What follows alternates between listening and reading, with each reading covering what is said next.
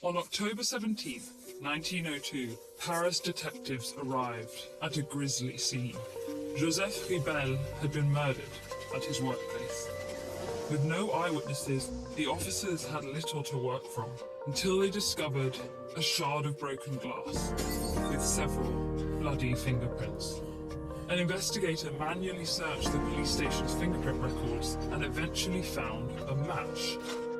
Henri Schaeffer, who had been arrested for theft the year before, was detained and later confessed to the murder. This marked the first time in Europe that investigators solved a crime using fingerprints alone. Over a century later, fingerprints remain one of the most common types of evidence in criminal courts. But just how reliable are they? Humans, like other climbing species, are born with patterns of raised ridges and recessed furrows, not only on their fingers, but also along their hands and feet. These friction ridges help provide a firmer grip, especially on wet surfaces, and increase our sensitivity to touch. They begin to develop in the womb at about 7 weeks, when the skin on the hands and feet swell to form smooth, raised pads. At around 10 weeks, deeper layers begin to grow faster than the upper layers, causing the pads to buckle and fold. This folding is guided by genetics and environmental factors, and continues over the next several months. Scientists have yet to fully understand the exact environmental factors at play, but it's their randomness that leads to the formation of unique fingerprint patterns. In fact, many experts believe it's improbable that any two fingerprints, past or present, are exactly alike. They're even different among identical twins. People have likely known about the individual nature of fingerprints for centuries, but it wasn't until the late 1800s that scientists began studying and classifying their different features. By the early 1900s, prosecutors began utilizing fingerprints in courts, forever changing how detectives approach and analyze crime scenes. Today, investigators often begin by searching for visible prints.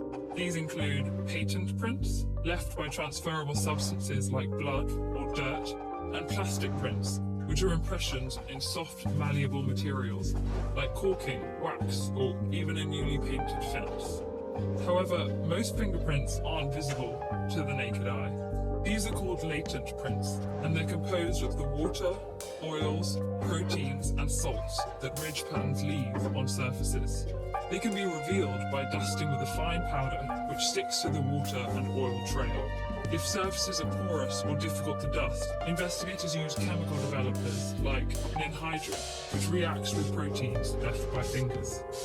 Forensic scientists continue to develop more sensitive and surface-specific tools. For example, one experimental technique uses an electrical charge to capture the corrosion that fingerprint salts leave on metals, even if they have been wiped down. Once investigators have collected prints, then they get to work matching them with potential suspects. In certain cases, investigators will use automated computing systems that can narrow down potential matches found in national fingerprint databases. Certified experts then compare minor fingerprint details, such as how the ridges branch and intersect, and the spacing of oil pores. Any result must be blindly verified by a second expert before information is handed over to justice departments. The fact that fingerprint patterns are unique for every individual makes them particularly strong evidence in criminal cases. However, the system isn't infallible.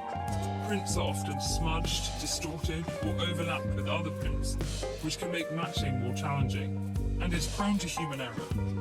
One 2011 study found that fingerprint experts falsely identified two different fingerprints as a match 0.1% of the time. While this may seem low, the stakes are high for a wrongly accused defendant. Further, there's no universal standard on the number of ridge details that experts must analyze to make a match. Many investigators stress that no conviction should be made on fingerprint evidence alone. For these reasons, forensic experts continue to work to improve and standardize the fingerprinting process. After all, when it comes to investigating crime, fingerprints have certainly left their mark.